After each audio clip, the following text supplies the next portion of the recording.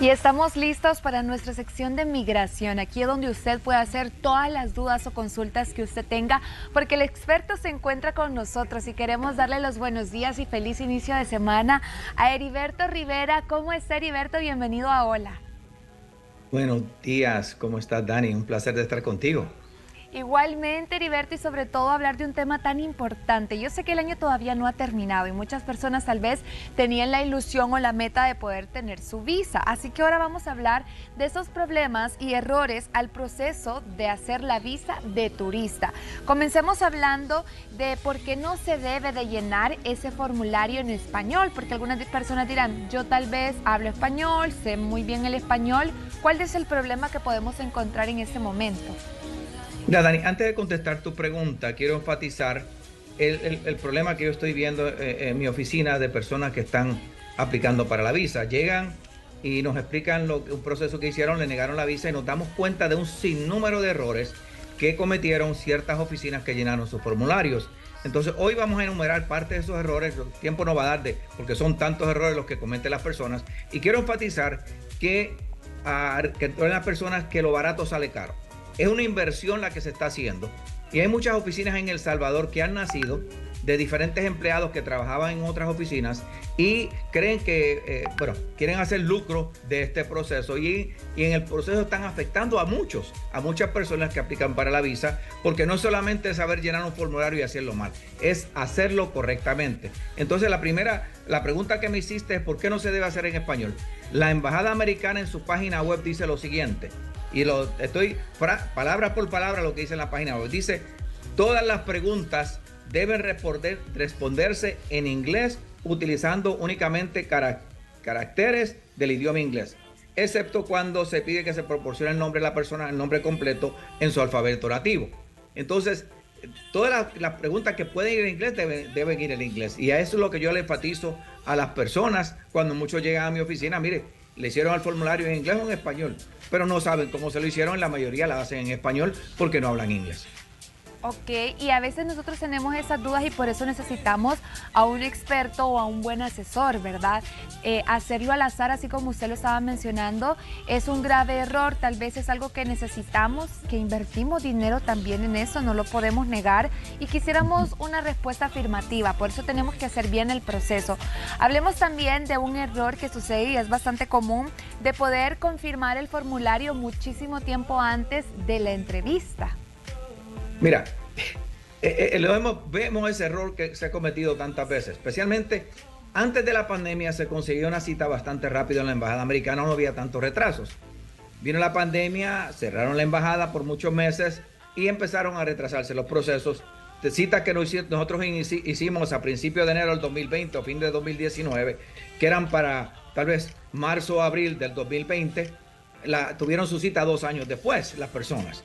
Hoy está tardando casi un año tener una cita en la embajada. Ahora, estas personas que están pidiendo visa o que quieren solicitar visa, van a una oficina, vamos a un centro, diferentes centros comerciales donde hay ciertos kioscos donde llenan estos procesos.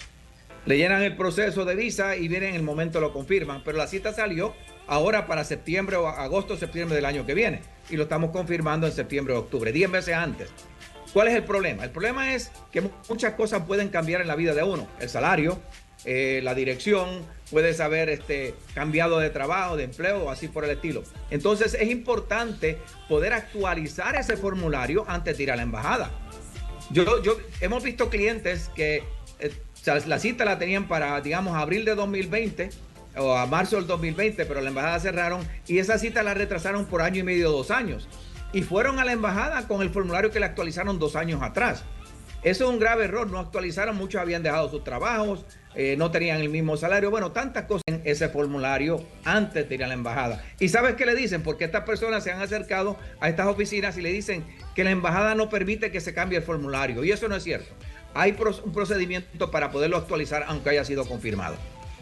Sí, yo creo que esto es como un poco más actualizado y enfatizado en la realidad, en la actualidad. O sea, ahora sí se tarda demasiado y imagínese, un año, muchas cosas pueden pasar en un año. Así que es Claro. importante tal vez no confirmarlo en el momento porque muchas cosas pueden cambiar tanto a bien como a mal. Así que eso pues es importante tenerlo en cuenta.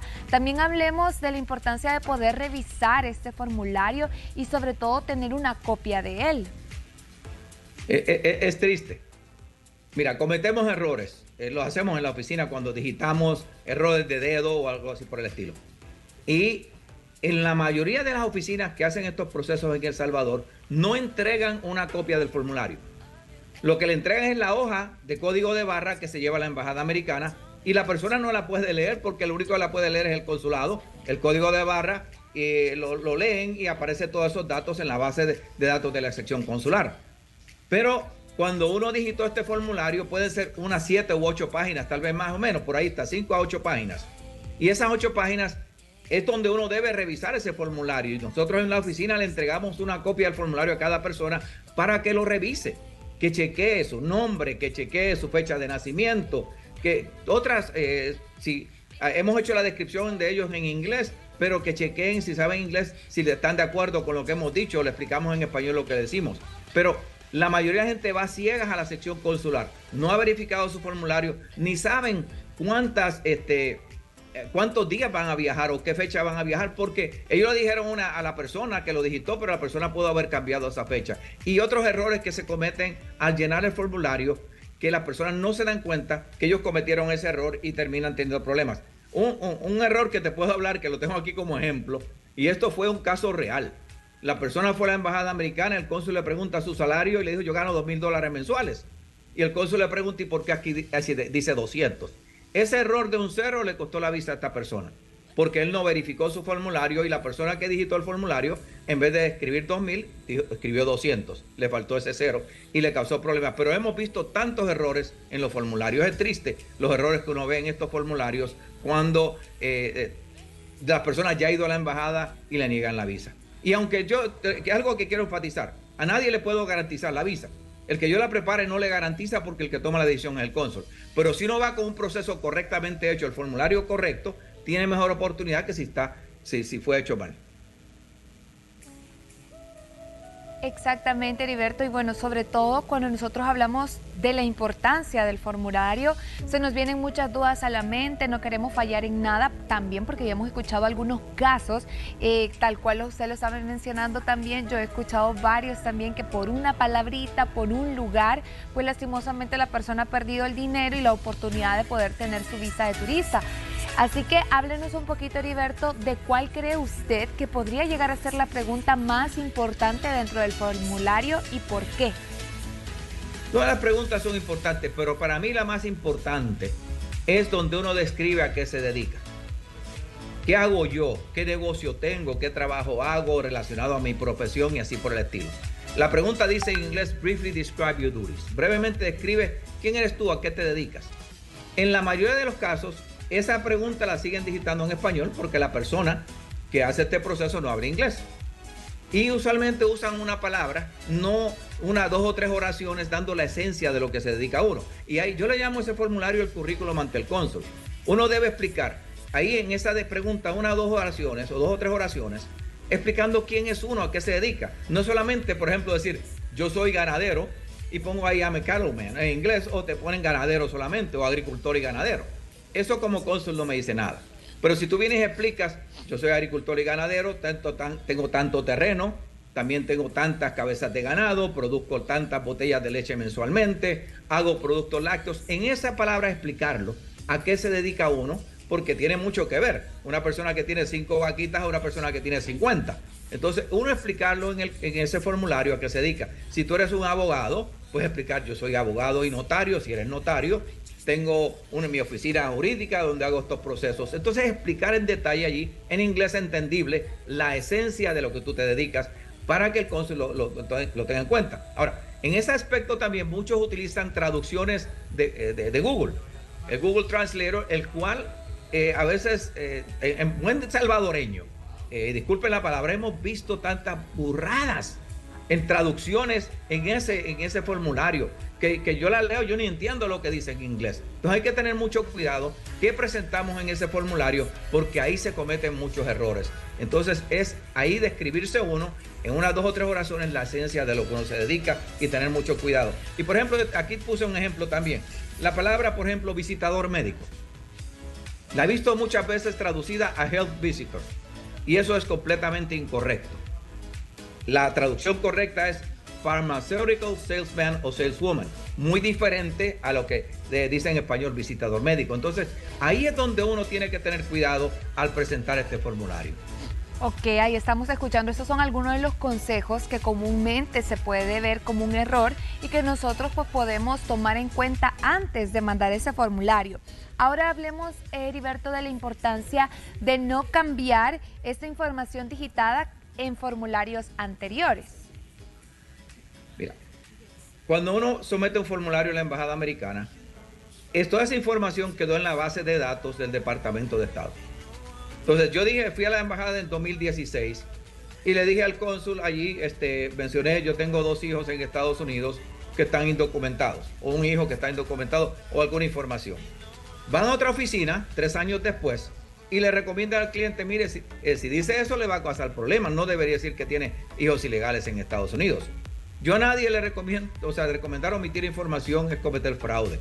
Pero si tú también, en este momento que pide la visa, 3 años después, cambiaste la información, especialmente es importante porque ahí estás cometiendo fraude, omitiste esa información, estás cometiendo un grave error, porque eso te puede causar problemas a la hora que el cónsul puede chequear tu formulario anterior, verificarlo, porque él tiene acceso a ese formulario y decirte, mire, usted que dijo que tenía 2 hijos ilegales, a menos que los hijos hayan regresado a El Salvador, por supuesto, hayan sido deportados y ya regresaron, y le decirle, mire, mis hijos ya regresaron a El Salvador, fueron deportados, aquí están. Pero si no es cierto, no deberías cambiar esa información, porque eso te puede causar muchos problemas en Estados Unidos. Estás cometiendo fraude al hacerlo, y fraude es una inelegibilidad permanente, una inelegibilidad migratoria que usualmente conseguir un perdón para ella es bien difícil. Entonces mejor que te nieguen la visa a cometer ese fraude.